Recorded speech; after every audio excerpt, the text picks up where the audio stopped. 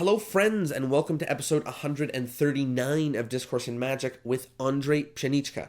Now, this was an incredible episode. I've been trying to get Ondřej on for a little while, not just because you have all been tagging him, but because I have wanted to speak to him about a ton of the different cool projects that he's been working on, and boy, did he deliver. We spoke about, obviously, butterfly playing cards, as well as the inside scoop on an interesting new project, as well as creating magic and all sorts of different ways, like why to create, how to create, and we spoke quite a bit about creating magic that fools magicians and why that might want to be the type of approach that you're going for, even if you only perform a little bit of the time for magicians. Maybe, or maybe not. But we speak about a lot of different ways to make your magic better, and I hope that you're going to love the episode because I know I did. You can hear it in my voice in the episode. So here it is, episode 139 of Discourse in Magic with Ondřej Pšenička.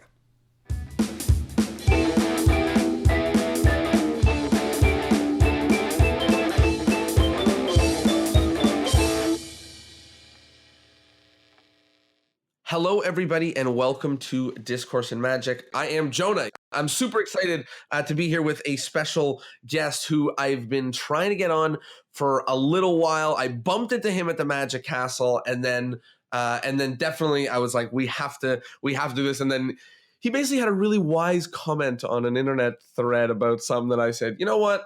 I definitely have to queue him up in the lineup. So I'm super excited to be talking to the incredible, the maker of the butterfly playing cards and the quite brilliant Ondřej Pšenička. How did I do? It's pretty close. Oh, hey, no. Jonah. We rehearsed this. Oh, Lord. Okay, what did I get wrong? Ondřej? It's Ondřej Pšenička. Pšenička. Yeah. Perfect. Super. You know what? It's almost better that you say it to the world once, because I was just saying, like, I see your name everywhere, but Of course, the only time I heard it was Fool Us. But so you know what's amazing? That when I came back to Fool Us to perform on Penn Teller show, it was me and Richard Turner that night, which was incredible. And Penn is introducing us in the beginning of the show, and he says, and tonight we have Richard Turner and Ondřej Pšenička. So, so he says Richard Turner once, and he introduces me 3 times. Oh, that's so funny. I just did the same thing. I introduced you twice. Okay. Well, anyways, so let's start at the very beginning. So how did you get into magic? How did you start with that? I don't know. It's like Carissa said that everybody has a story, but I don't have a story. I just one day I just wanted to do magic. I don't know if I saw something on TV or if I saw someone do something, but I just wanted to do magic. And I asked my mom if she knows about any like hobby clubs in Prague that would teach magic.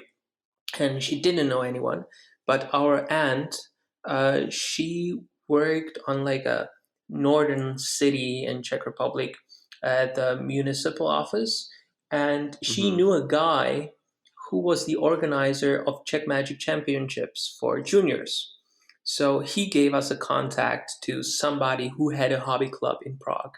So that's how I started. But it's really like, nothing amazing. Yeah. You know what? Some people have these incredible, they met a wise man on a hill and they got a set, and then other people, you just sort of you just become a magician slowly. Was there a turning point for you when you realized that magic wasn't just a thing that you did as a kid, like yo-yos or whatever, puzzles and stuff, but you decided that this was what you were going to do? Yeah. After about 2 years in the hobby club, I met Ivan Allen. It's a duo, but basically it's Alan Weir. He was Czech, but he lived in Sweden, in Malmö, for 30 years. He fled Czechoslovakia in 1968 before communism took over. And he was a professional magician traveling the world. And he came back after the revolution to Czech Republic, and he advertised some magic in our Czech Magic magazine that is published by Czech Magic Association. and he advertised 3 effects, and I bought them all.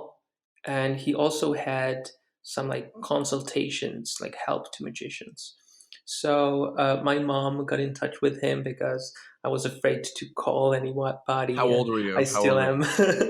I was like 12. Wow. Okay. And so we went to visit him. It's in a city close to Prague, and showed him a video recording of my act that I had. I did stage magic back then, and he liked it, and he thought that it has a potential. So he started teaching me, and that was the moment because he showed me what magic is outside of the borders of Czech Republic, and Mm-hmm. he gave me a VHS of Die Vernon and who was it? Slidini and Mm-hmm. Ali Bongo, Alan Yeah. Shaxson, and Fred Capps, right? Cardini. Yeah. And that was the first time Just it blew your was, mind, I'm sure. yeah. And I was like, wow, that's so different from everything I'm Yeah. like, I see here. And he really opened my eyes. Um, so he was my mentor for 4 years, and then he passed away on lung cancer, which is something that happens usually to mentors. And but he told me some very important things. One was uh, learn English because 95% of magic literature is in English. And the second thing was, if you learn English, I'm going to take you to a magic convention in Sweden. And in 1999, no, in 2000, he brought me to Magic Weekend in Lund. That was organized by El Duco, and today is organized by Gail Ljungberg, who you might Mm-hmm. know. He is the stage manager of FISM.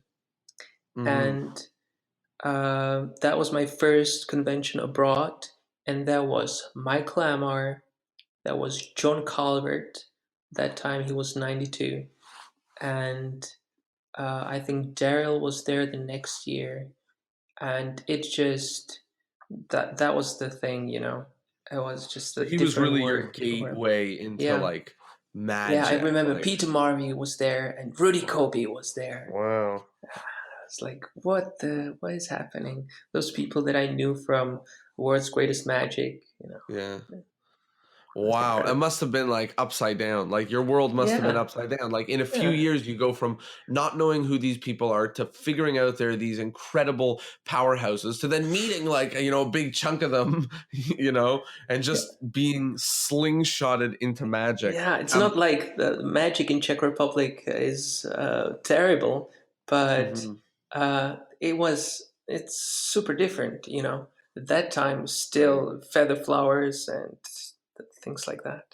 And it was Yeah. just like, so different, so different. Well, it's good that you were so quickly able to see magic from around the world, which is something Yeah, that people even today yeah, don't get to happen as quickly as you did. There's two things in that story that I sort of wanted to pull and chat about. So the first is that this is something that I was always so pumped about magic. And it seems like the internet is making it true about the rest of the world, but just something that hmm, I always like to remind about magic, which is that mentors and teachers and leaders and powerhouses are so accessible and they're so dying to respond to you. Like the ability to send an email to somebody who wrote a book that you love and say, hey, I have a yeah, question about this part. yeah, They will answer. Like it's not even like, yeah, will they will. Like, because obviously they will, because you read it and you cared and you shared, and magic is not that big. Even if this person is real people famous, they'll probably still answer. So it's just something that I wanted to bring up because it's a part of your story. It's a part of a lot of other people's stories. And like you were 12 and you reached out to somebody who what felt like they were, worlds away as a mentor, right? It's like a hmm. kid hiring not a guitar teacher, but Led Zeppelin, right? Or like, right? Like Yeah, that's what it feels like. yeah, And this is my like reminder saying it's so possible in magic to work with people it's that amazing. Like yeah. magic community is incredible in this. It's like in acting, not possible. Like, no, of course, but in acting, of course not. Your acting teacher is just a little bit better than you are, right? Like, and it's half a joke, but not really. Like you're not getting a Hollywood actor to be your teacher. But in exactly. magic, someone could be on America's Got Talent one day, fool us another day, and then in your living room another day, like helping you with your body feels. Like it makes no sense. So just something, an advantage that I want people to take, or a thing that I want to remind people to take advantage of. But the other thing I wanted to highlight, which I'd love to hear more about, is I'm always interested, and you brought up Carissa who said this, and there's a few other people who said this, but when very early into magic, you started developing an act. And that to me is not something that happens a lot in Canada and America, I feel, unless you get into magic into where competitions are happening. Yeah. But I keep hearing about that happening, and it just keeps producing such incredible magicians, because right out the gate, they're not worried about the little things. They're worried about the big things. You know, they're worried about what's the act, what's the show, what's the piece, how does it relate to itself, what am I trying to say, all of these different things. So can you touch on why you were developing an act and how that maybe helped you? Yeah, I'm slightly afraid here that I'm going to disappoint you because it was competitions. In Czech Republic, we had some competitions. No, but that's good. That's good. You know, for juniors. That's something that Max Maven told me, that competitions. He doesn't like competitions that much, or you know, the idea of them. But there are some things that are good about competitions, and one of them is a deadline. It's a purpose for you to make an act and to showcase your act and your abilities. And that was the same for me. And I really enjoyed the work, and especially worked with Alan on the act. And I did linking rings, and I did Tabaris rope routine, which, by the way, is a routine that took me through my whole life in magic, basically, because I've done it at my entering exam to my high school. I did it in my entering exam when I did audition to Cirque du Soleil, which I didn't pass, but you know, and I did it like everywhere. I love that routine, and you know, I learned it when I was 13, and since then I've been just perfecting it and changing music, doing it just with speech and changing scripts, and I just love working on that routine. So, and this is the, you know, one competition, one act, and these things got stuck with me. It's linking rings that I sometimes do, and this Tabaris rope routine, which I do all the time. I just love it. You know, there's something that I want to pull from that, which I like that you said about Max Maven, and seems to be so true, which is the idea of the purpose behind doing it makes you accomplish so much. Just having to do something, like the deadline of having your show coming up, not yours specifically, but a show coming up, or the deadline of having a competition, or, you know, even more specific, that you have an act that's 10 minutes. And that in itself is sort of like a deadline, you know, because you used to do magic just endlessly until your friends was like, stop doing magic. Whereas now you sort of have this, like, there's a limitation, not just creatively that you have to work inside, but there's a limitation that you only have this much time. What are you going to do? What's your best work? What's the most impact you can get? What's the biggest punch? And you start to, a lot of lies that you told yourself, you start to drop them because you're like, what do I do? I have to entertain people for 10 whole minutes. And maybe you said something to yourself before, oh, I'm not the kind of guy that does this. And now all of a sudden push comes to shove, and looks like you are the kind of guy that does that, right? So I love that idea of having a deadline, having a limitation, and then just like going to town. And, you know, for me, the thing that made me able to perform for people was incoming events, right? Like someone would call me and say, hey, can you do this thing? And I was like 14. I was like, why would you want me to? Okay, sure. And then I had a show coming up, right? And it was like, what? That made no sense. And I had to run and do that. I'm sure that's the same for, a competition and for anything, right? And it's that deadline that helps that advance. So I really love that. Yeah, this is great what you were saying about, the conditions of what you're about to do. For instance, I just told my friend who was performing in Prague, and some of his handling was a little sloppy. And I told him, when you rehearse, what you can do, and that helps me a lot, is you can just imagine that you are going to be performing this act at the Magic Castle, and magicians will show up. Max Maven in the first row, right? Or Johnny Thompson in the third row, Right. or Howard Hamburg, or anybody you can think of are coming. Right. What would you do differently? What would you change? Would you change methods? Would you do this effect even? Right. But it's also a question: am I choosing something for magicians, or am I choosing something for lay audience? Right. In my case, really, it is the same thing, because and I think it's for a lot of people who create their own magic, or who try to create their own magic. The most of the effects I do, I feel, have similar impact on magicians and lay audience, because I'm not my performing character is not that I'm like going for laughs or anything. So I strive for my magic to be like strong in effect and strong in So presentation as well. So I want to talk about that, because I in some ways and in many many ways agree, and I like to think that you put somebody, and this is always my example person, but you pick up David Williamson and you drop him in a room of magicians, or you drop him in a room of children, and he can do the same act and it'll Yeah. get the same laughs. And Yeah. that's because it is a fantastic and incredible act, and it's amazing, and that's why it gets those reactions. Because That's he's what it a is. So, genius. yeah, of course, because he's a genius, and that's why it's so amazing, and he's brilliant. So, like, obviously, so I agree with you in many ways, but my only, and this isn't even, I guess, a caveat, but a question is, as magicians, we often say to ourselves about certain moves, like, you know what? Magicians know what this is, but lay people don't. And sometimes that's true, but many times that's not true. I'll give you a big example of when it's not true. A double lift. A double lift, there's this thing that magicians are saying where if your double lift is perfect enough, then they shouldn't know.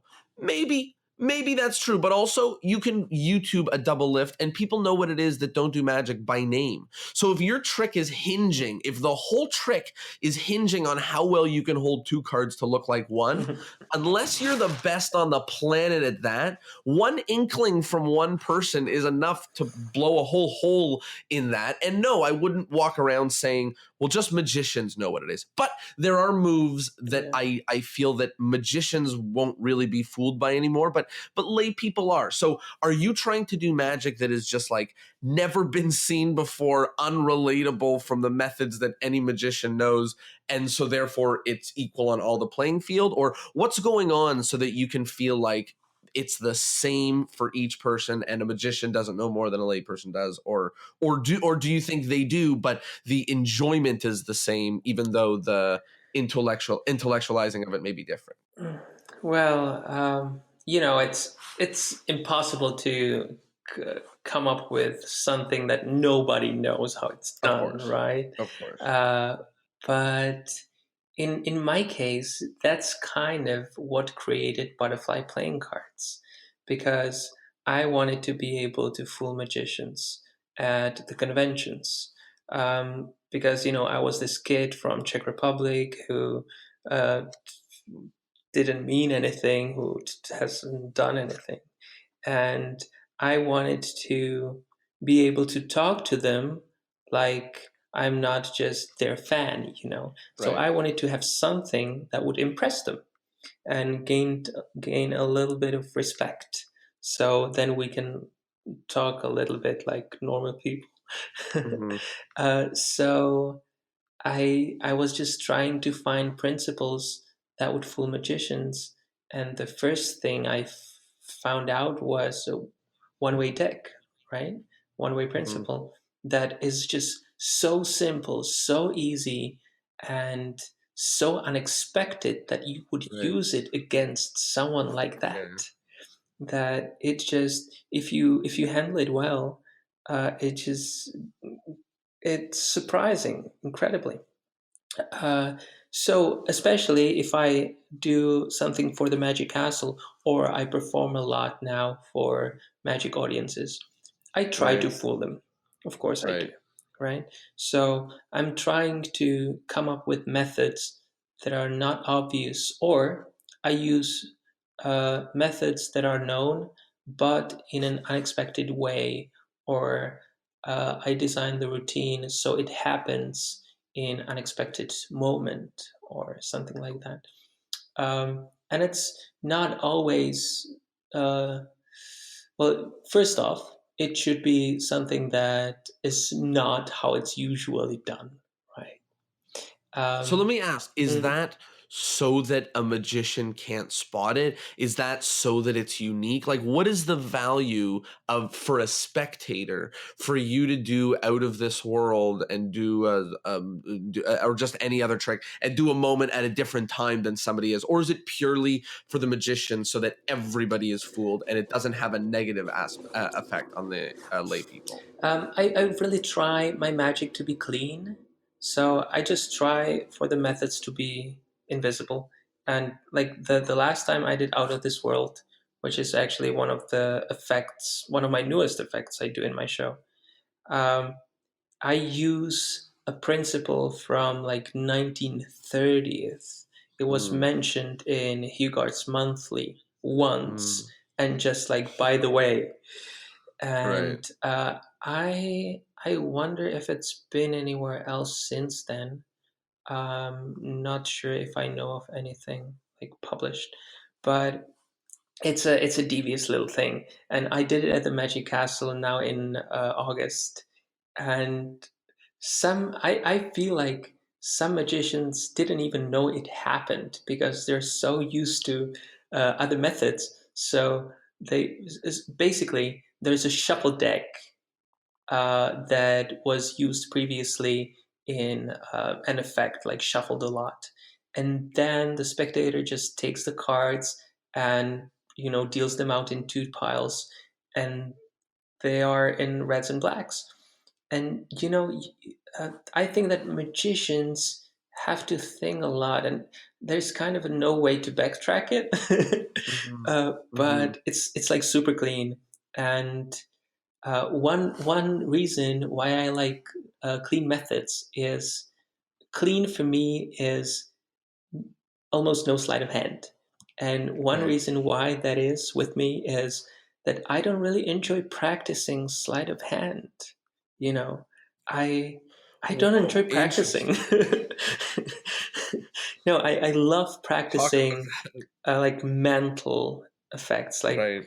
counting the cards and things like that, and math stuff. But sleight of hand, I've been practicing my second deal for years, and it's Yeah, still not good, any close yeah, to good. Right? yeah. My And also the strike, fact that when you ask about a second deal, yeah, when you ask about a second deal, someone says like, "Work on it for 10 years and let me know." You're like, "Okay, great." Like, well, what good is that? yeah. So, Like, and I don't know if I'll be interested in this in 10 years. yeah, that's another reason why butterfly playing cards, because, and I think I said it in the video on Indiegogo, that I Mhm. just I was trying to come up with methods, ways how to avoid sleight of hand, Right, and right. those cards are my answer to it, because you don't really need any. It's like It's cheating. funny. It's funny. Like I find myself tending towards the same thing. Like it not maybe not no sleight of hand, but I'm not trying to do all the challenging things. I'm trying to make things look like I'm doing less. And there's two different things I wanted to talk about with this. The first is, the idea in magic of making it look like you're doing less and not you're doing more. And just, I know that it's not the reason why you brought it up. You brought it up because you don't like doing sleight of hand, which is awesome, because no one's ever said that before, which is great, because, I think that there's a lot of parts of magic that people really like to do and other parts of magic that people don't like to do. And one of the things I'm always barking about on this podcast is magic is so large and infinite that if you really like performing but really hate writing, you can probably get someone to write you a script and you can get a trick and do a show. And if you really like writing but you hate going on stage, someone will definitely hire you to write them a script. And if you really like second, you know what I mean? Like, you can do only the things that you like to do in magic and make a career out of it. That's right, but we should know firstly what our strengths and weaknesses are, and work with it, and actually embrace it, right? Mm-hmm. And the other thing that I wanted to highlight was something that you said earlier about, visualizing, like, I'm going to be performing.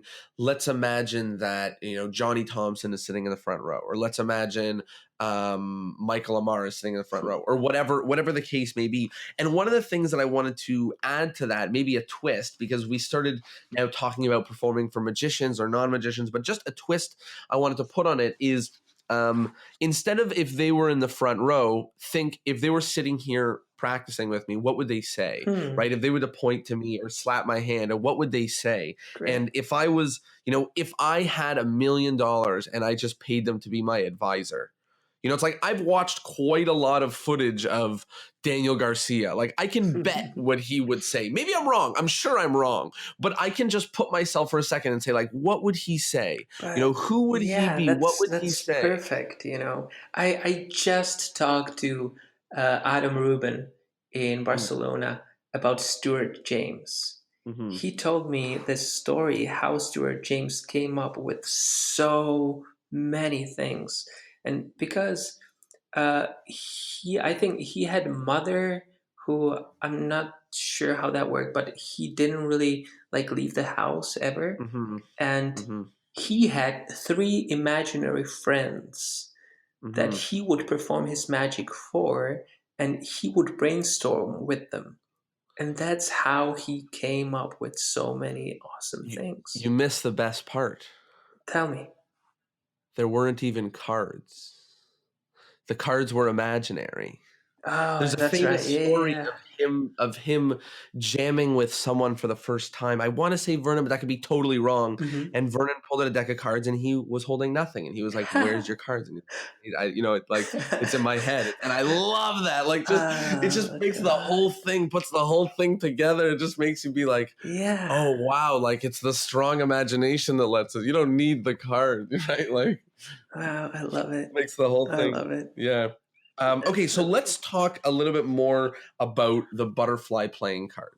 So I know there's secrets in it, but I don't want to talk about what secrets are in it because I don't know how much you talk about the secrets are in it until someone has it. But as very little as it's the coolest deck of cards I've ever seen, in the sense of like it definitely accomplishes the most, like does the most damage that any deck of cards could in terms of what could be contained in the cards itself. But can you talk a little bit about what it is? I know you spoke about how it sort of came to be, but talk about what are butterfly playing cards? Well, it's a deck of cards. Hey, done. Okay, perfect. See you later. Thanks for tuning in. I'm just it's a deck of cards that can fool magicians until they know whatever is happening. But it really is not special in any way, and all the secrets are hidden in the back design. It's a marked deck. It's marked in a special way. It's not the only deck that is marked that way. It's called edge marking, right? I can say that. It's edge marked. And but what is special about this deck is that it's edge marked in 2 ways, firstly. And one of them is quite unique. It's also been done before, but it is very efficiently made. And that makes effects like the one you saw in Fool Us. That's where it was used. And that's the effect I developed for fooling magicians when I wanted their respect. And that's basically the continuation of my process of figuring out how to fool magicians with the one-way principle. And then, because there is the second marking system, so that helps you, one, for outs, and second, for other effects that are also like crazy. And that's also been done actually on Theodore Deland's Wonder deck that was marketed in 1915. And that basically allows you to cut to any card called for.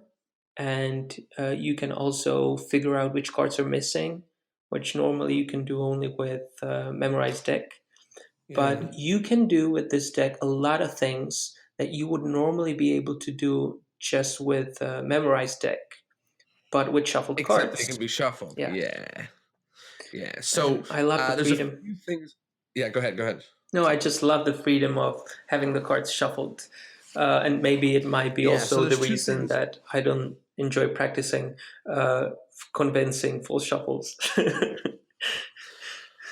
Wow. Okay. So there's a few things I want to unpack. So the first thing is just about the idea of using a new tool. So I wanted to bring this to light because one of the approaches that I had, I'm a big fan of memorized deck work. I do quite a bit of it. And one of the ways that I'm able to be creative is I don't find myself very creative in the sense of if I just sit and think, I don't think of anything. But if I start mashing things together or taking weird ideas from weird places and crumbling them, then I start to have a little explosion in my brain. So one of the things that I like to do is take a system or a set of methods or something and then apply it to different tricks. So for me, I say, how would I use a memorized deck trick to do Triumph? How would I use a memorized deck to do Out of This World? How would I use, or I was playing this game with a friend of mine, I was saying, how would you use a cheek-to-cheek deck to do an any card at any number? Right? And now you have to just take your brain and go, well, that's not what that does, right? Like that. And now you have to say like, oh, what could I do now? And you come up with the crazy stuff, right? And just to mash these things together. So one of the different approaches is if you find yourself with a new tool that is so ginormously incredible, like a butterfly deck or like a regular mark deck or cards that are shaved in some way and stripped in some way or a memorized deck or a weird type of trick deck that allows you to do something. One of the approaches that I would take is look at some of the classics or simpler tricks that and say, how can I do it with this? And you might come up with something incredible. Yeah, exactly. I say that in my lecture, that really butterfly playing cards is not a trick in any way. It's a tool that you can apply to a lot of things you've been already doing. A lot of tricks you already do. And if you have the abilities of the deck in mind and you read some classic plots, exactly as you were saying, you can just come up with the ways how to streamline the method and how you can make the effect possibly cleaner or just maybe stronger even. And what happens when you have a tool like that is you end up noticing that, like I said before about, when you have a show and you think that you're one type of person and then you're another type of person once there's a deadline. It's the same thing with this where you think that something is clean and then you get, something is like very clean and clear. There's no there's no way they could know what's happening. This looks like what would be natural. And then you get a method like an incredibly marked deck of cards that's like perfect. You're like, oh yeah, that's how a person would do this. The cards would be shuffled, right? Or they would do, if it was this trick, then it would be this clean. It wouldn't be the way that we were all doing it before. And you come to realizations because you have such an interesting tool at your disposal. So that was one of the first things I wanted to bring up. And it's cool that you mentioned it. And I've just seen people using butterfly decks to do other tricks, I know. So that's an incredible thing. And the next thing I wanted to talk about is just this idea of using a trick deck or a mark deck or something like that. So magicians are often very timid about using mark deck, trick deck, gimmicked cards, anything like that. When it comes to cards, I don't know why they get all, worried and purist. Yeah. But I was thinking about it the other day. When I start my close-up show, I unwrap a deck of cards from the cellophane. Mm-hmm. And I feel very strongly about that because I want the people that I'm with to see that they're new. And then I was talking about something and I was like, yeah, I guess in close-up when I don't do that, as soon as I bring out any cards, they're as suspect to being fake and cheat cards as anything would be ever, unless they're not being unwrapped right in front of you. And it was just I always felt that way, but it was another poke in that direction of me being like, yeah, obviously all lay people are like, what's with your trick card is the first, instinct, no matter what the color the cards are. So talk to me about that, because I'm sure you have debated that endlessly. It very often happens that magicians come and say, I can't work with these cards because, they look gimmicky. They're obviously somehow marked or something. And no, they're not obviously gimmicky, firstly. I asked my friend Stefan Eriksson from Sweden to design them because he's incredible and he made such a beautiful design.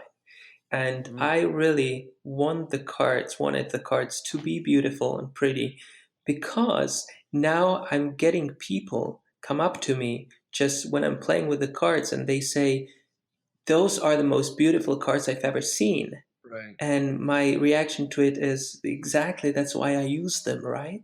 Right. Why would I use bicycles when I have this deck of cards that is much prettier and much more stylish, And those cards are not like trick cards to anyone else than magicians.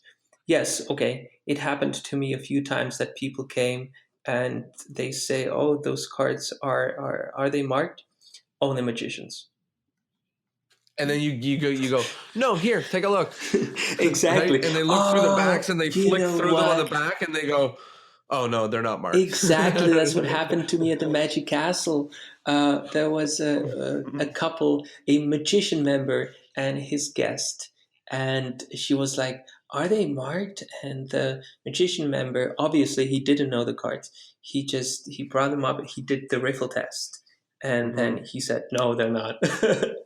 I know. I was so happy inside. It's like, of course not. That's so funny. Of course they're not. I had a deck of cards. Someone gave me a deck of cards, which was the weirdest deck I've ever had in my life. So some janky back printing, but it was just really horrendously ugly. But they were only marked on one side, just like on the bottom, not on the top. So I did like some stupid trick to a friend of mine, and then I said, here, and I handed it to him, and he took it, and he did the riffle test just on the wrong side. So he's looking, and he's like, this makes no sense. Yeah. I have no understanding of this. I don't know how you could possibly have known that. And I just walked away smiling. He's like, I know the cards are marked, but I just looked at them and they're not marked. You're like, great. And that's the kind of confidence that you should have. And if you have a deck of cards that's marked so poorly that a layperson can look at it and look at two of them and then go, oh, is it right there where it says 3 diamond? Is that your card? And to be honest, most of the time they won't notice, and you probably get away with that too. But I'm just sharing that there's ways that you can get away with anything. You just have to think about it and use it. And like you said, now they dig themselves into their own corner. They go, wow, those are beautiful cards, and you say, that's why I use them. Right. And now they've just dug their own. They know that these cards are beautiful. Right. That's why you use them, and you're good. There's one very important rule when you work with marked cards. You should do effects that can't be explained by marked deck.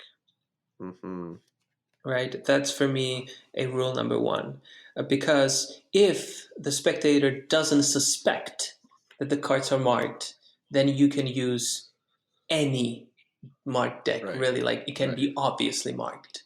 Mm-hmm. I have not identified a marked deck so many times because you don't take every deck and examine the back design to check if it's not marked, and unless you see an effect that can be obviously accomplished by marked cards, right, then you don't do it. And if magician doesn't do it, lay person doesn't do it because it makes no sense, right? It's the same thing we were talking about earlier about, if your whole trick hinges on your double lift, then it's possible that lay people will just assume the method. Never mind see it. They can just assume the method. And the same thing is if your whole trick, you're holding a card up, I'm looking at, it's a 4 of clubs. And, you're holding it with the back towards you. You're just looking at the back of it. And they say, I think I know how you did that. So I love that. I love that. If you're going to use marked cards, then you need to make sure to use them for effects that aren't just simply accomplished with marked cards, because it ends up being a little bit obvious. Let's talk a little bit about Fool Us. So Fool Us was very cool because you got to showcase those cards and then you got to blow a hole in a method about them, which, mess with people even at home. So talk a little bit about that journey and the experience and maybe some highlights about being on that stage. Okay, I'll start at the start, which is how I came up with the idea to go on Fool Us, because I had zero ambition to go and Fool Us. And usually what happened with my friends was they would think, what could I do on Fool Us, right? But with me, I was just working on my Magic Castle act. And then I realized that this effect would be perfect for Fool Us. The first picture I saw was me sitting in Penn's chair next to Teller, watching Allison fooling Penn. Right, that was the first picture I saw, and then I have to tell you how the whole effect came up with the presentation, because it wasn't really the effect; it was just the presentation, which was so intriguing to me. Basically, a spectator with headphones that, by the way, I have on my head right now. Those headphones. That's awesome. So just having a spectator with the headphones and just performing magic for the audience. With the magician sitting in the audience and watching as well, and not doing anything to accomplish the effect, just a spectator doing magic for the rest of the audience. And I loved that. And I'm even thinking about doing the whole show with the spectator just having headphones on, for whatever, 10, 20, 30 minutes even, doing magic for people just with headphones on. And so that was the first idea I had. And then I thought, okay, so how am I going to do it? So I talked to Howard Hamburg, who is good friends with Johnny Thompson, who is the consultant on Fool Us. And I asked him, so what should I do? And he talked to Johnny, and he told him basically for me to make a video recording and send it to an email, which is fooluscasting@gmail.com. And so I just did that at the Magic Castle. Howard, you saying that email, just 500 people just sent them a. No, I feel like if you have an idea that you think would be good on Fool Us, please make a video of how you think it should appear on Fool Us. It's usually about 3, 4, 5 minutes max. Just take a video and send it to fooluscasting@gmail.com, because they are looking for talent. Yeah. We did an episode with Michael Close and Johnny Thompson to talk quite a bit about that. And the truth, honestly, is, just to talk very quickly about it, and then I want to hear more about the story, is that the more people that send things in, the better quality ends up on the show, which means the longer that show runs and the more popular magic is. So I'm with you. I'm encouraging the best in the world, everyone to send stuff in. Please do. So continue. Okay. Where was I? Okay, yeah. So we then, at the Magic Castle, we shot the video. It was Howard Hamburg was Teller, John Lovick was Penn, and Kayla Drescher was Allison. Oh, wow. And it was shot by Jeremy Griffith. So this was our group of 5 people, and I had a little script that was about looking for a holy grail of magic that would, and then I showed this impossible selection procedure. And then I asked Penn, do you know how it's done, how this could be accomplished? And he says, no. And I said, damn it, I thought that if I bring this here to the two most knowledgeable magicians in the world, that they would tell me how to do this. And I'm waiting for this wizard to come and tell me how to do it. And then I look at Allison, and she's the wizard. And I say, oh, you're the wizard. Wow, finally, come here. And then I give her the headphones and she does it. So that was my original idea. And I sent it to Fula's casting. Then they responded after a month or so that I was pre-chosen. And then later they confirmed. And and then I was I really wanted Allison to be a star of the act. So I sent what she hears in the headphones to the writers of the show, if they would change anything, because they know her the best. They know in which way she's funny, and so I thought they're gonna change something for her, like tailor it for her to be funny. And they said, no, that's fine. Just you can leave it like this. We like it.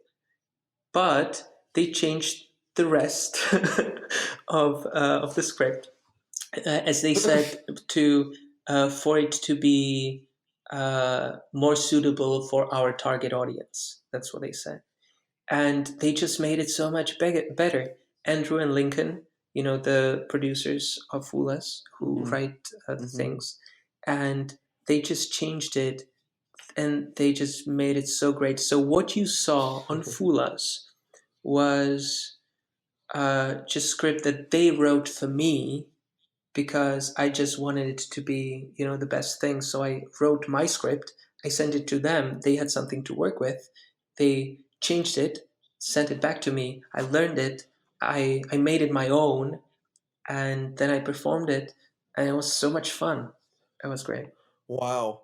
It's interesting that the opportunity to go on that show is not just to showcase what you do, but also, a chance to take an act that is great and make it exceptional. You get some good polishing work done, which we hear so much of, the help that comes from Mike and Johnny and anybody who's helping writing and whoever's on that team. Like, it sounds like some real damage is done to make effects what now become things that stick with those performers forever. I know Maddie Gilbert spoke about the amount that they had an effect on that act, and so many other people spoke about that. So that's really, really cool to hear the sort of impact that had on it. And how was the performing of it itself? Was it incredible? Was it nerve-wracking? Was it... well, so firstly, there was a dress rehearsal, which is the day of the shoot. And it's with everything. It's with cameras, with stand-ins for Penn and Teller, and stand-in for Allison, of course.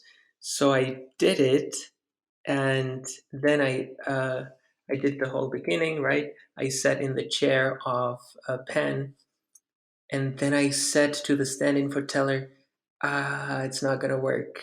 He chose the 3 of spades, and she's going to take out the 4 of spades. And then that's exactly what happened. And then I stood up and said, give it up for Alison Hannigan. And it's going to work when we actually shoot it. Oh my gosh. So it's just, I made a mistake that I'm so happy I made during the rehearsal, because then I spent 4 hours trying to figure out how to make sure this is not going to happen during the actual shoot. So that kept me on my toes before the show. And so I came up with a way how to do it. And that is, so now I'm going to reveal something I have never revealed before anywhere else. And exclusive. And that is, so if you see it on TV, you realize that there is no peak. I don't even look at the cards, so there is no way I could find out. And you also realize that it kind of looks like there is a little part cut out, because there is a little part cut out, and that is the peak. So I came up with a peak that I was kind of proud of, and I would be happy if they kept it in. But I'm happy even if they cut it out. But this is what happens. So I take the cards back after he shuffled the cards, and then there is one card, right, that I have to peek, and I can see it only if I look at the cards. And I look at the cards, I see the marking, and I remember the marking. And before, I forgot the marking because I have like 5 seconds that I'm talking to Allison, and if I forget whatever during those 5 seconds, there's no way that will end up great. Right. So I had to make sure I remember that marking. So what I did was, I took the deck from Penn, I looked at the cards, I stared at them for solid 2 seconds. I looked back up and said, well, as I said, there's no way for me to find the card, but Allison can do it. Right? So it was super obvious. If you can't hide it, painted red, and they cut it out. But this is what I came up with during those 4 hours. And I made really sure that I remember the card, because that was really crucial. Because I needed her to be the star, and if she revealed the wrong card, that wouldn't happen. So I was happy it finally worked out well. Wow, what a crazy behind-the-scenes story that you changed part of the method at the last minute. I should also say? I should say that's what people ask very often. What did Teller tell you? Because what happens is Penn said what they think it is, and he said, so we think you didn't fool us. What do you think? And I said, well, could you clarify what did I see when I looked at the cards? And he said, yeah, I think we can do it. And asked Teller to tell me. So Teller, whispering in my ear, says, we think you have marked cards. And I said, so how did I find the selected marked card among the other marked cards? And he said, we think you looked back when Penn was putting the card back in the spread. And I said, no, I looked back when he was already shuffling the cards. And he looked at me and said, and went back to talk to Penn, right? And then Johnny Thompson, he later told me, he just told them to the earphone that I fooled them, that they're on the wrong track. But the thing is, Michael Close, during the first rehearsal, told me, okay, so the first thing you got to do is to take the idea of marked cards off the table. So I made it super obvious that I'm not looking at the cards for the entire time. So I was looking at Allison, like straight into her eyes for the whole time. And then I was thinking, how the hell they came up with this solution, this like super simple solution that I thought I eliminated. And then I realized Penn is sitting there watching where he's putting the card in the deck, and Teller is watching the whole thing in his seat on a tablet. So he sees a detail of the cards, of Penn putting the card in the spread through a detail of a camera. So when he tries to backtrack how this could have worked, this is where the most like obvious idea comes from, that I just peeked over my shoulder to see what the card is. And that's probably what I would come up with if I didn't know about H-marked cards, or if it wouldn't cross my mind. And that's exactly what happened, So guys, before you send the video, you can also think about this environment, how they're looking at the details and maybe missing, some other details. Yeah, Mm-hmm. it's really. And the same way that you say to yourself, like, what would Di Vernon say watching me rehearse? You'd be like, will this fool Teller? Will this fool Penn? Like, make sure you ask yourself that question, Exactly. because that's Yeah.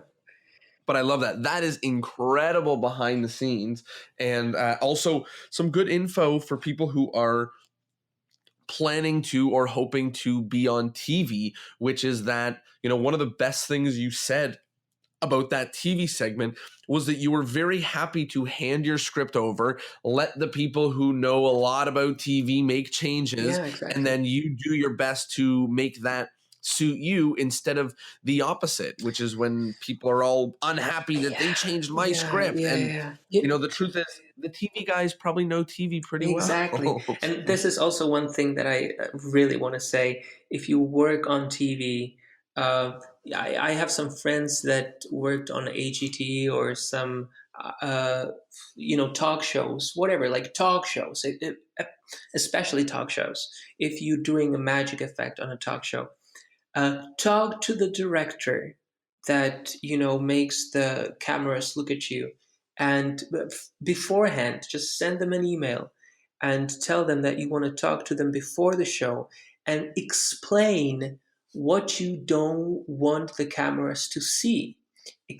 Like I worked on a show in Czech Republic recently, on a morning show, and I had a cue in my speech where I wanted the camera to switch to the host for like a, I don't know, half detail to not see my hands because I wanted to do a sneaky move. Don't be afraid to share that information, because 1 million people is watching you, or even more. It doesn't matter that the director knows how the trick is done. He wants Mm-hmm. the show to be as best as possible, right? As good Mm-hmm. as possible. So he wants you to be the best he can possibly make you. He wants to make you look good. And if you can help him like this, if you can just, you can share this, probably not with the host because you want their reaction to be genuine, Right. but certainly with the writers, with the dramaturgy, and with the director, Mm-hmm. especially. Tell them what you want to do. Yeah, and to be to give another moment where that would be important is if you're on a specific show. If you're sharing a show like a live show, not a recorded show, and there's other people in the act, going before you, going after you, like, don't be afraid to give them details of moments of your act, because you're going to have to go to this corner to make sure that it's clean and organized. Magicians are always trying to keep it so secret, and like, just tell them, this is what I'm going to do.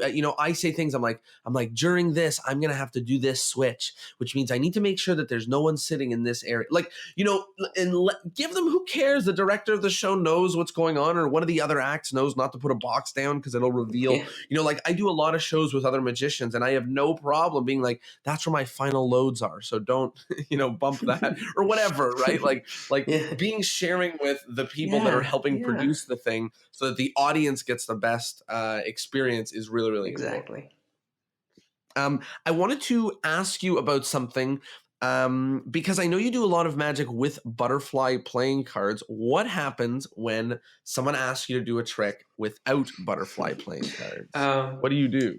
Well, one thing is, if without butterfly playing cards or without cards, Right. well, my favorite close-up effect is ninja rings, for sure. I just love them because that's what I do when I'm doing a strolling gig, which, and I don't love performing for companies, like doing corporate work. Um, but if I do it, I do ninja rings because I love them. Because something happens very fast, so you attract attention immediately, and it happens again and again and again and again. So you gain more attention from more people. So it's perfect strolling effect, and if you do it well, it's just incredible. So I love that. But if you ask me to do a card trick with non-butterflies, um, I do a butterfly trick with non-butterfly cards, which is my favorite thing that you can do with butterflies.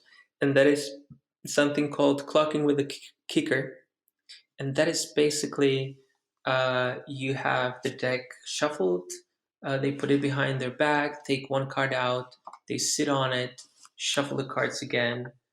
You take the cards and you say, you'll figure out which card is missing in 20 seconds.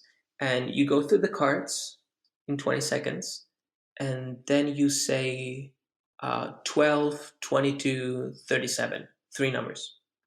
And then you count to the cards, and those are three of clubs, three of spades, and three of hearts, and they are sitting on the three of diamonds, right? That's an impossible trick. So that effect, I found out how to do it with normal cards, right? With any deck. It's a crazy trick. And it's hard, and that's because before I came up with butterfly playing cards, the effect I showed, for instance, in 2006 at FISM in Stockholm to Banacek. So I showed him this trick, and that was basically just shuffle the cards, put them behind your back, take one card out, put it in your back pocket, shuffle again, and I'm just going to find out which card is missing. I go through the cards in 30 seconds, and I tell you which card it is. And I asked him, do you know how it's done? And he said, well, it kind of looked like the Lorraine thing, but this fast. And so the principle is called epitome location, or that's how Harry Lorraine calls it. It is clocking, basically. Clocking. So what you do is you add up all of the values in the deck. And if you do that, you come up with a sum. And if you take one card out, you are missing that number to that sum, right? That's basically what it is. And that's what I learned first time in 2001 when I was at Magic Weekend in Lund in Sweden. That was the second time I was there with Alan. And the Flicken Fingers were there, which means Pitt Hartling as well. And Pitt Hartling was teaching his incredible routine triathlon that you can find in his little green lecture. And part of it is clocking. And he explained how clocking works. And that is something I enjoyed practicing, right? So sleight of hand, not my thing, but clocking, I loved practicing clocking. So I practiced clocking, and I've been practicing clocking since 2001. Oh, wow. So now I can do it kind of fast. And that helps when you need to find out which card is missing. So you can actually do the clocking with a kicker with any deck if you use clocking, and that's a great effect, and that's what I do when someone asks me to do something non-butterfly. Wow. Yeah, it's fun. One of the specifics of that, which I thought was really interesting, is that we were talking earlier about taking a classic trick and then applying, a big method to it, and then seeing what you come out with. This is, the opposite. This is a trick that is born from, or maybe not born, but a trick that was that's so obvious with a marked deck. Not so obvious, but is maybe the next step with a mark deck. It's something that's come up with then is now pulled and used with a normal deck, which makes it a whole different trick and a different level of fooling, which is very cool. I wanted to ask you about the university course in Magic that you took with Tom Stone. I know that we've heard about Tom Stone obviously quite a few times on the podcast, some of the incredible stuff that he's done and the impact that he's had to people as a mentor and a teacher. But this is really the first I've heard about a university course, or maybe it's the first that it's really tickled me. So talk to me a little bit about that. Well, you should know, and you will now find out, because for me, if I would have to describe with one word what that was for me, was life-changing. And it was 3 weeks in Stockholm at the University of Dance and Circus, where Johan Stahl actually made it happen, and Tom Stone was the head teacher there. And it was two groups. One that was continuation of the previous course that was held in Swedish only before, but now it was those people who attended that was basically like an advanced course of that. And I think it was 16 of us for the first course in English. And we were from different parts of Europe mostly. And it was from 9 a.m. Tom would explain in 45 minutes some like theory, some Slidini's motion vectors or Ramsey's misdirection principles, and then we had 1 hour to apply the principles in a trick, and he would add something like, and you have to use a subtext, something like, I'm afraid of spiders, right? Wow. So you have 1 hour, go. and they would put us in groups. That's also important to say. So we were either groups of 2 or groups of 3, and then in an hour we would come back, usually with totally original tricks, routines even, that were using that principle, and that would be I'm afraid of spiders, So it was incredible workshop. It taught me incredibly how brainstorming is important, how much you can create when you are not alone, but if you have someone to work with. And in those 3 weeks, we did not learn a single trick. We created quite a few, and we learned a little bit of methods, but we have not learned a single trick. How incredible is that? Well, is that something you would expect from a 3-week course in magic? No. The opposite, yeah. And there are 2 things, extreme things that it brought to me. 3, actually. One, I was surprised when I got there by news that first I was hired to do because Johan Stahl wanted us from far, that came from far, to like make up for the expenses a little bit. So he let us hired at the Magic Bar that was still there at that time in Stockholm. I thought I'm going to be doing just strolling magic for like an hour or 1 evening. And then I realized I'm also doing a show, a 30-minute show. Was it 20 minutes? I think it was 20 minutes. And I wasn't prepared for it. So I had a week to come up with a 20-minute show to do in the bar. And I ended up doing a 30-minute show, and it was fun.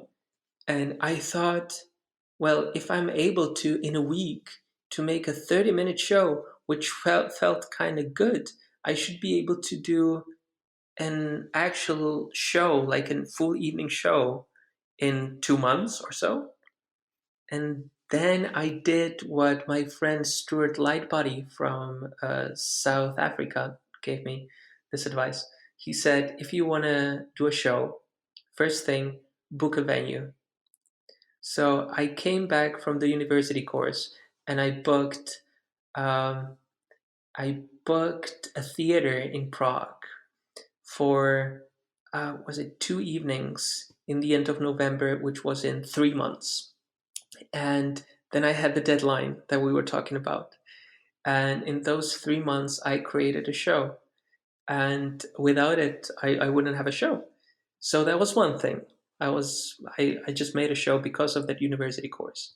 And the second thing was I met Stefan Eriksson there. Stefan Eriksson is the designer of butterfly playing cards. And there I showed him my prototypes that I made on Texan Palmetto deck. And I showed him how it works. And I told him approximately what I want from the design. And he said, yeah, great, let's do it. And then we worked, and it was originally just 2 trees and branches coming out of the edges of the cards where the marking system was supposed to be. So originally it was supposed to be 3 cards or something, but that we were not able to make that work. And then the idea of butterflies came up. Was basically, I came up with them just because they're pretty, and there were all the decks with just 2 symbols in the middle, and people were just so crazy about them. And I thought, well, I don't have to have something that makes sense coming out of the edges. It can be just 2 symbols in the middle and some nice background that will make the marking system. So that's how butterflies came up. But Stefan Eriksson, Stockholm University. So butterfly playing cards basically happened because the university course. And the third thing, so we had a week task always, 3 weeks. First week, we had to create a routine, and the topic was sound and silence. And the second week, the topic was motion and stillness. And the third week, we were supposed to choose one of those 2 and made it better for the final exams that we did for public. So we each created one routine with that topic. And this routine with the headphones was an idea for the topic of sound and silence, right? But it wasn't idea for me. It was my idea, but for my friend from Finland, Markus. And so Markus was a classmate. And one day he just came up to me and asked for some advice for his routine because he felt kind of stuck and he didn't know what to do with it. And so we were talking, and all of a sudden this idea came up that the spectator could just have headphones and take the deck of cards and do magic with it according to the instructions in the headphones. And it could be really funny because, you can just tell him to stand up, wave their hands, and sit back down, just do random things. Yeah. And then one day I just remembered it at for the Magic Castle. And then I realized it's amazing for Fulas. So the Fulas routine, my Fulas performance happened because of the university chorus, because of Johan Stahl, and because of Tom Stone. And so that's why really this university course in 2015 was life-changing for me. Wow. So there's so much to pull from that because it's such an incredible story, and there's so many tools that people can use themselves at home if they are not going to that university. But do you know if it's still running? Does that still run? No, but I'm pretty sure. No, I mean I'm saying no because it is not an ongoing thing, but those courses happen time to time, and it's gonna happen next year in I think in early August or late July in Sweden, probably in Stockholm. I'm not sure if they already know where exactly, but follow Tom Stone on Facebook, and you will know when that happens. Wow! So that's incredible. And what's also amazing is what was incredible for us. If you are from European Union, it is free because it is covered by the Swedish government. Wow. That's incredible. Crazy, right? Yeah. So there's 2 things on that which I wanted to just talk about, general things. So the first is that obviously, magic experiences, working with incredible magicians and incredible people, you never know where these things can lead to. And that reminds me to just share that this idea that like giving and sharing the things that in magic and whatever the field that you're in will allow a lot of these things to come back to you, whether it's someone becoming the designer of your playing cards or an idea you literally gave to someone else being an idea that you use for yourself. Like it can be as direct as that. But I've always found that, just sharing and giving and helping, and that idea of like, let's brainstorm together. And, I don't know how it worked, but I can only imagine that if multiple people brainstorm the trick, one person performs it, right? So, there's a lot of giving going on. There's a lot of sharing, and it's not, oh, these are my secrets, I don't want to give them to you, find your own secrets, these are mine. But it's the opposite. And it's, what do you need help with? What can I help you with? How can I help you? And, we grow and learn so much faster because of that.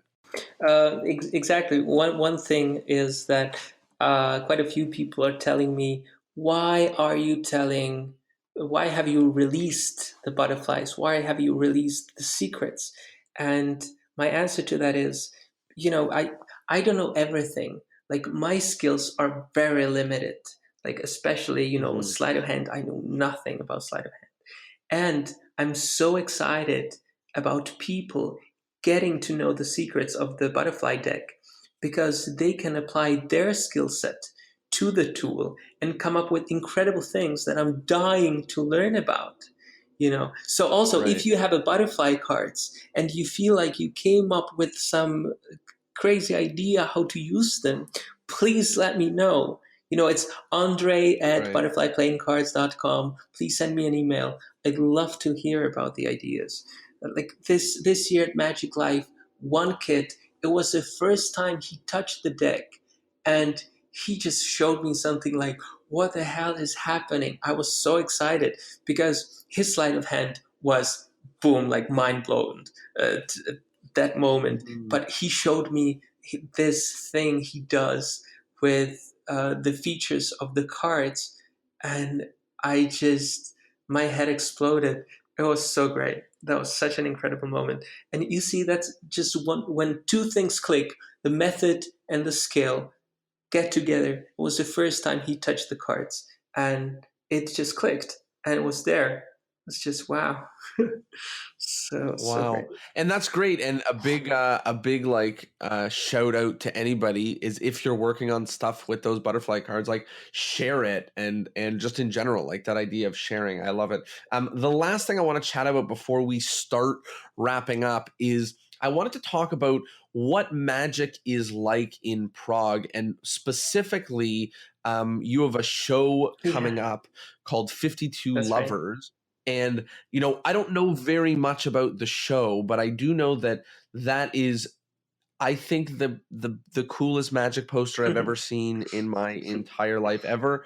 And it blew my face off as soon as I saw it. And I was just so excited about it, because there's so much amazing about the design of it and just what it looks like, and the feeling of 52, in a show. I'm assuming it's 52. There's 52 audience members. Yes, that's what it is. Yeah. You have a good feeling for that based on the drawing and the idea that they're all different characters. It was just so amazing. So talk to us about the upcoming show and maybe how it fits in what Magic is like in Prague in general. I don't know if it reflects the situation of Magic Good. in That's Prague. Good. Because there are not many Magic shows in Prague. Definitely not regular ones. I believe there's no regular show in Prague that I would invite you to, certainly. Unfortunately, but I'm pretty sure it's going to happen. We have Kim Club Prague, it's called, and there are some really good magicians. It's all young people, and it's probably, I would say, the only club in Prague that really the first highest priority is magic. We come together, and the most important thing and the only thing we talk about the entire time is magic, and how to make our magic and magic in general better, if that's possible. And and there's some non-Czech people coming as well as guests, or as members already, because, for instance, Damien, my friend from Prague, he's from Massachusetts, but he's been living in Prague for 12 years. So he's one of my best friends here, and he is super passionate about magic, and we always brainstorm ideas. And it's super important. We should also talk about communities in magic, because it's so important to find your think tank, some friends to brainstorm magic with. Because if you're on your own, it's so much more difficult. One thing is you can be super original if you are on your own because you are not influenced by other people. But being influenced by other people just makes you so much better in many ways. For instance, my show is about two main things. One is imagination, which we also talked about with Stuart James, right? And it's about cooperation because my show would not happen without help of so many other people. And it really is a child of many, many people. And I'm there on the tip of the iceberg and I deserve like very little credit, but I love it. And I have to say, it's all my own material in the end. I do a 1 hour show. It's just cards, just card tricks. And Wow. it is all basically my original ideas. And, but none of them would happen if I wouldn't have great friends in magic. Yeah, so we don't have much magic in Prague. But recently we were bringing in a lot of lecturers. We just had Karl Hein here, who is incredible and was at the podcast very early, right? And recently. yeah. Oh, really? Yeah. But well, anyway, he's amazing. And so these magicians are so important for the progress of magic in Czech Republic. And it's getting better. It's we're still not there, but well, look, it's good to know that two things, not only that it's on the way up, but one of the things that I keep seeing across the board in different cities, whether the cities are exploding with magic or whether the cities are very limited with magic, the people that are doing things that are changing that were really on the forefront of magic. So it sounds like what you're doing, your show is incredible, and it is right on the forefront of magic. And other shows that we know about and have heard about going on around the world, and different magic groups, like the Chicago Magic Lounge, and the Magic Castle, obviously, like little incremental changes that start making a difference. That's the forefront of magic, and we're watching magic change by saying something like, as we speak, there are going to be more shows, and I am one of the shows that are the few shows. Like, that means that we're watching the scope of magic change right now as we speak, which is very cool to see, and awesome that you are. By the way, on the front of that. I'm doing one show in English on Saturday, so well, too late. Oh, wow. But I'm always doing when I'm doing a run, at least one of them is in English. So if you live somewhere in Europe and you have a way to get here, just come and see it. I also wanted to say we actually, Czech Republic had some famous magicians that not many people know. One of them is Pavel. A lot of people think that he's Swiss because he lived most of his life in Switzerland. I think in Geneva, but he's Czech. Pavel Pomezny, right? And Patrick and Mia, I don't know if you've heard of him. So Patrick now lives in Vegas, but nobody really knows what's happening with him. He was also the last magician who performed at the Magic Castle that is from Czech Republic. It was in 2001, but since it was just me starting last year. And the most important Czech magician ever in the history of all time is Lubor Fiedler, right? So Lubor Fiedler, probably the most creative inventor of magic ever, who invented the most unique principles. Do you know him? Okay, I do not. So, for instance, the Gozinta boxes, the in and out boxes. Yeah. So that's Lubor Fiedler, one. Another thing, the when you have like a rubber dam over glass, and you take a coin and you push it through, and this glass, that's Lubor Fiedler as well. Yeah. So these things that we all know, but we don't know who came up with them. So that's Lubor Fiedler. Lubor Fiedler, for instance, from Tenio, the invisible zone. It's a pen you put through one thing, and you open it, and the middle is invisible, right? So that's Lubor Fiedler. Yeah. Or from Tenio, Wow. the vanishing, disappearance of the Statue of Liberty. Or Lubor lens. That's the lens that makes invisible things on your hand, or that's Lubor Fiedler. Yes. So yeah, he is from Brno, which is the second largest city in Czech Republic. But unfortunately, they're dead. So Lubor passed away 2 years ago, and so there's no one else now, and yeah, not easy. But I'm so thankful for my American. It's Thanksgiving today, so I'm very thankful for my American family, for my friends in the States who serve as my brainstorming community, who I love to brainstorm with and talk about magic with. It's just so important to have friends in magic. So important. And I think, what you're saying about, just the importance of having a community is so, it makes such a difference, and having people to bounce your ideas off of. And I like what you said at the end, which is your show is yours, but it wouldn't have existed without all of the help from all of the different people. That's right. The last thing, sorry, I'm trying to see, I have a little map to see if where in the world people listen to the podcast, and I'm looking on it to see if there's any Czech Republic, to see if there's 2 people that we can inspire to be the next big. Oh wow, 2 people. There are 16 downloads of this podcast in the Czech Republic. So unless all of those are you, then there are some magicians out there that could be the next number 1. That was what I was just checking while we were talking. So they're out there. They're Kamarádi, out there ahoj, in the Czech Republic. To jsem rád, že to posloucháte. Tohle je dobrá věc na poslouchání. I don't know who knows what you're talking about, but someone does, and if he does, that's incredible.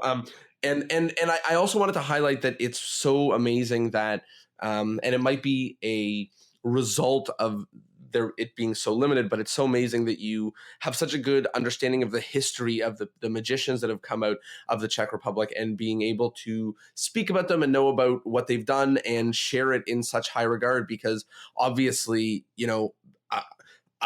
obviously this isn't a generalization, but Americans will remember the American magicians, and the Spanish will remember the Spanish magicians. And, it's great. I didn't know any of that, any of who created any of those effects. So that's incredible. And thank you for sharing that and making sure that was mentioned. And I'm sure you've mentioned it in other places aside from this podcast. It's funny that, during the time we talk, I make little notes about things that I shouldn't forget to mention, but now I realize that's another hour. Because one thing I wanted to mention is, for instance, script writing. For me, super important, right? Do you know the Pete McCabe's books? Which is, of course. And so those are incredible. And just recently we were talking about them a lot in our Magic Club and learning from them.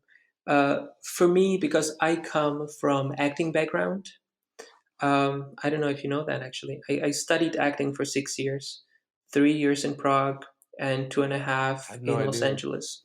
And so I spent 8 years in the world of theater. And that's why I script everything.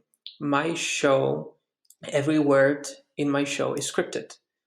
Doesn't mean that every word I say in the show is scripted. But I would not come up with many ideas if I wouldn't write it down. Just writing it down helps you make sense out of the whole thing you're doing.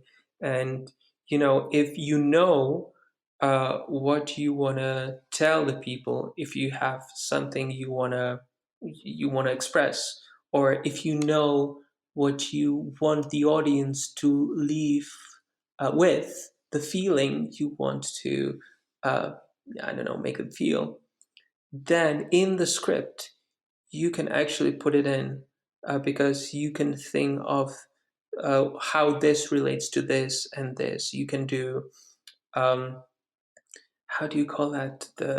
Callbacks, right? I love callbacks. Darren Brown's Enigma. Have you seen that show?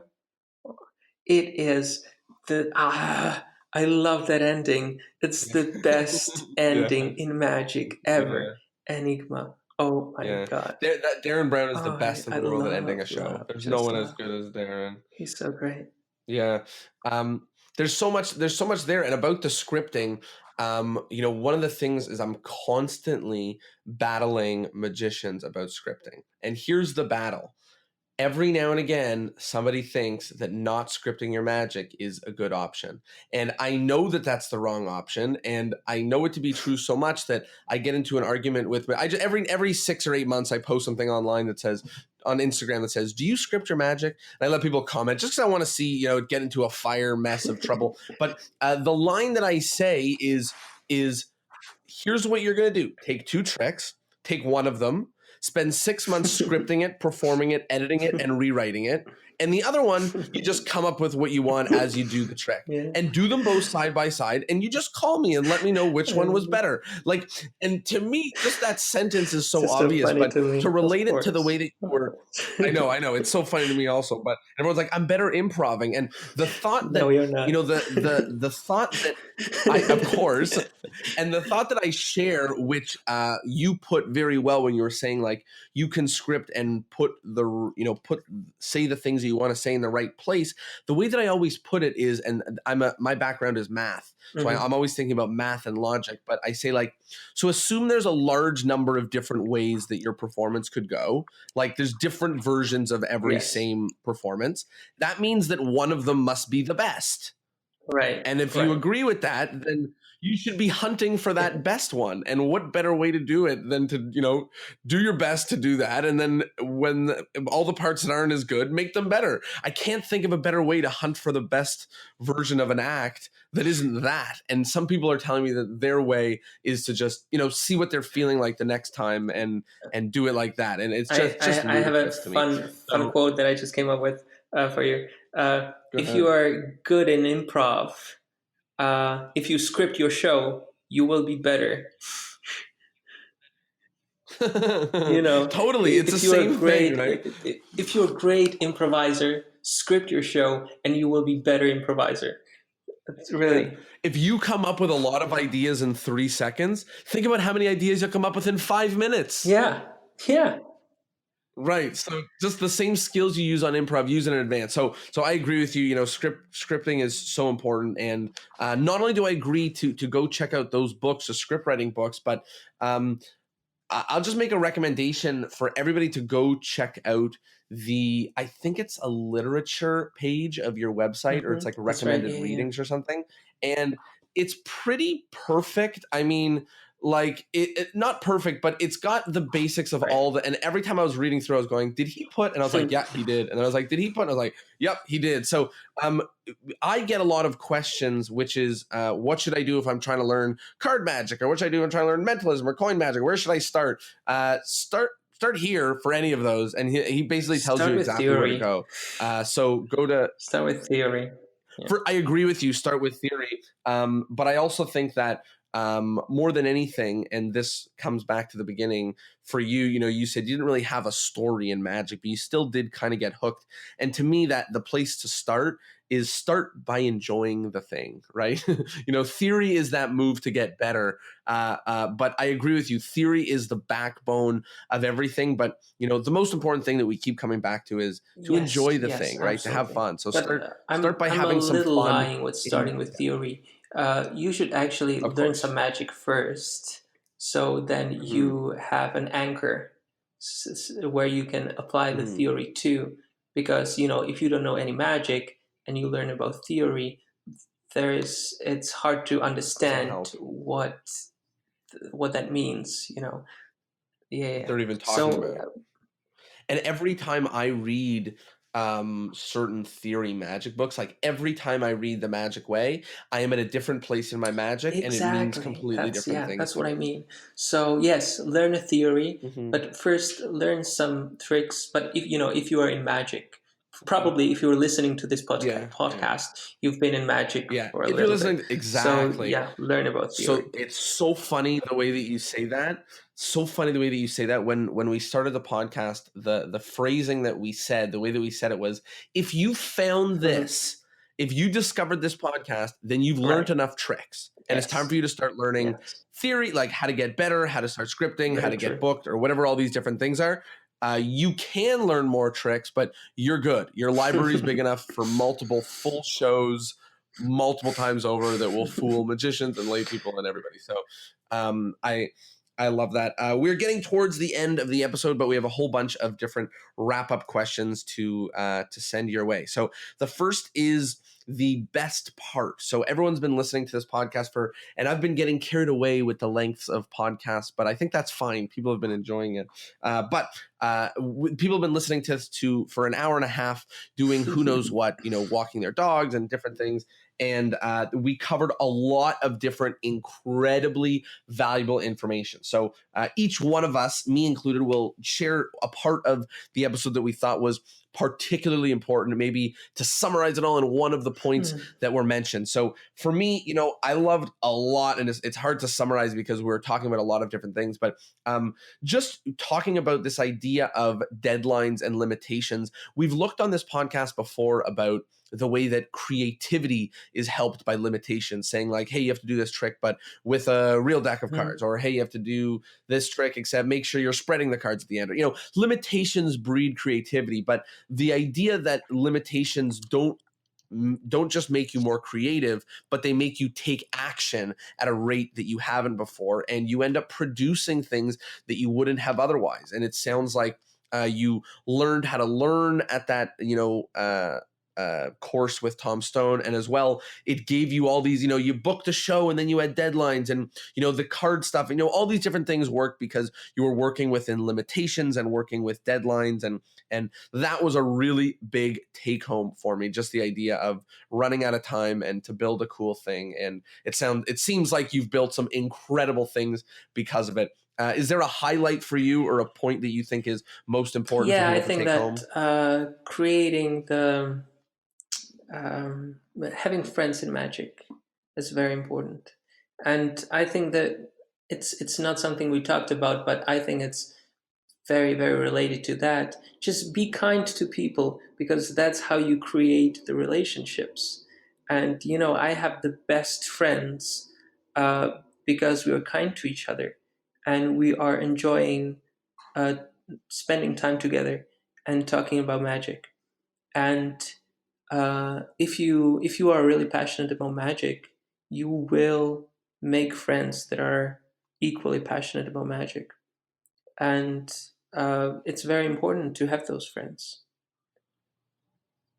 And things like this, and things like what I was mentioning earlier about the idea that you can bridge such distance gaps in magic and work with such incredible people, and this podcast, which one of the only things I talk about it so positively, because I hate to sound braggy about anything, but the thing I'm so positive about this is there are people who live in parts of the world where there is no magic. It's like what you're talking about, and that's what makes me so proud to share this podcast, is people who aren't as lucky as me to literally live in a house that has 700 magic books in it, and the only people I see are freaking magicians. I have so much magic in my life. I have too much magic. There's people that's the opposite. There's no magic stores. There's no other magicians. They don't have a library. They don't, all they have is them and their computer and a deck of cards. And I'm so thankful to be able to give this this sort of thing. No more buying books. Yeah. You have enough, okay? Oh, I agree. No. The truth is, there's never enough.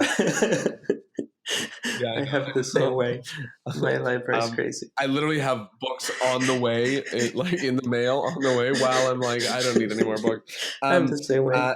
The next part is the next part is something about modern magic. So we didn't talk about this really at all in the episode, but is there something in magic or things in magic in the 2018-2019 world which you love that are going on, and then some things in magic in the 2018-2019 world that you don't really like? I don't know. Okay.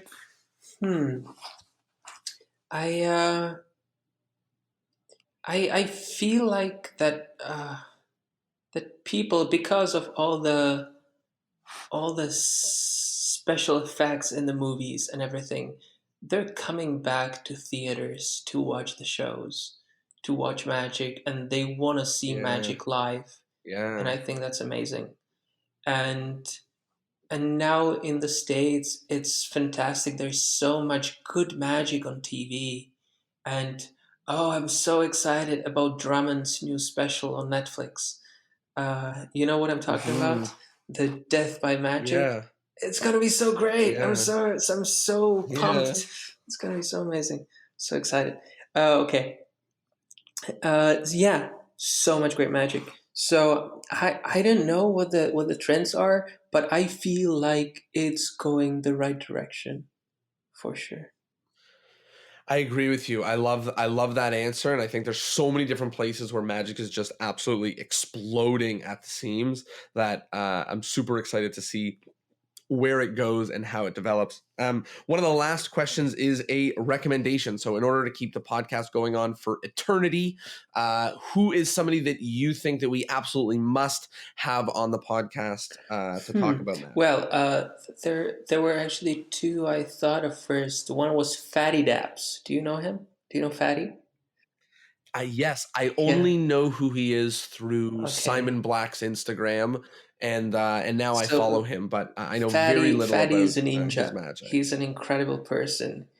He hasn't been in Magic for that long, but the way he thinks about Magic and the way he treats the process of learning Magic and to using Magic to make people happy and to affect people is incredible for me, to me, and so great. Alex Hansford is another one who is incredible. And did you have Rico de la Vega, Lisa de la Vega? We have not yet. Have you had Drummond, DMC? We have not yet. Although I did recently send him a message. So Drummond, he's a giant heart, and he is incredible person, an incredible magician.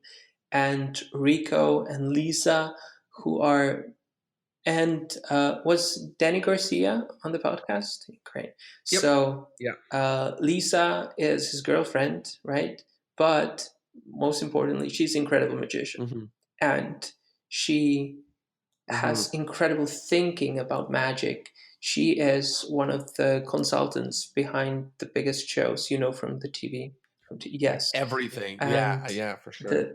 No, I definitely know who they are, and they're bonkers brilliant, and they're just one of the things that's so incredible, and I've said it a bunch on this podcast, but it's just a cool thing I'd love to share with you and hear your thoughts. But there's only so many people that are qualified magic advisors, so what's so cool is all of these incredible magic things that have come into our world on TV, like it's the same 25 people behind all of them, just shuffled around, all around the world. It's the same people doing all of it. Oh, dear. Yeah, of course. So it's there's so much of that, and it's just so mind-blowing because you watch shows like Jimmy Fallon and late night shows, and you have to stop and think and go, oh yeah, they have a team of writers, and then magicians, you go, not only do they have a team of creators, but they're all the same guys, right? It's the same 20 people just shuffling around. Okay, have you had Blake Voigt? Okay, so that's no, we have another guy who... Oh, sorry. I will bring up the only caveat, which I didn't, of recommending people, which is you have to be able to put us in contact. I am able to put you in contact with none every of these one people of them. should be a problem. Yeah, with all of them, amazing, perfect. So that's a long list of. I assumed you would, but we've had such crazy recommendations where someone said to us, David Copperfield, and I said, "Do you know him very well?" And he said, "No, I just think you guys should dream big." I said, "Okay." So, but yes, perfect. And that's plenty of recommendations. And I will connect with you to help me connect with some of them, because I've sent some messages into what I imagine is full inboxes of theirs. So I would love to do that. And the last thing is plugs. Do you have anything to share? I know you can talk a little bit more about the show that's going on, the butterfly cards, and any other projects that are upcoming that I the can world tease should know a little about. bit.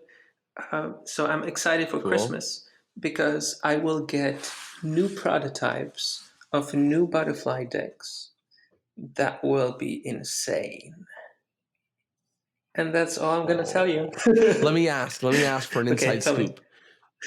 Oh, okay. I'll ask one question. If you don't want to answer, you don't have to. Here's the question.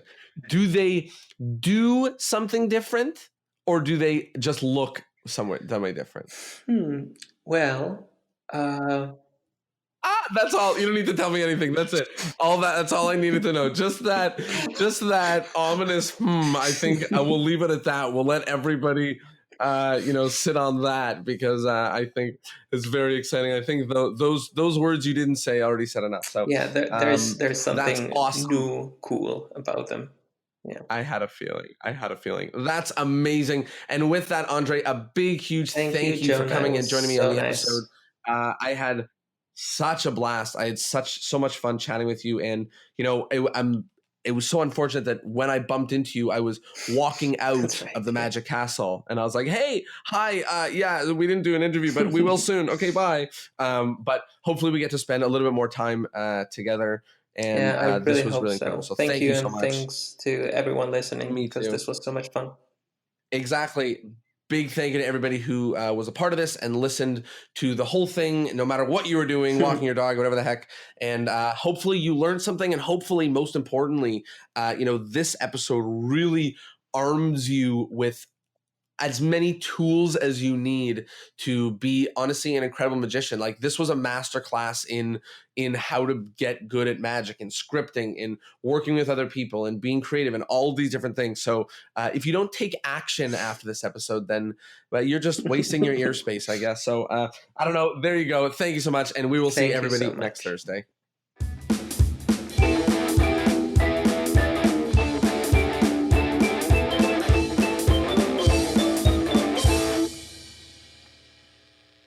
Well, there you go, 139 episodes strong, and I hope that you learned something in this one. I know that I learned something, and I enjoyed it, and do me a favor, head on social media, whichever one you like, and follow us both. Follow Discourse and Magic, and follow Ondřej, and, while you're there, follow Jonah Babin's Magic. There's a selfish little plug. Anyways, thanks for being here, thanks for joining us, and I will see you next Thursday. Peace!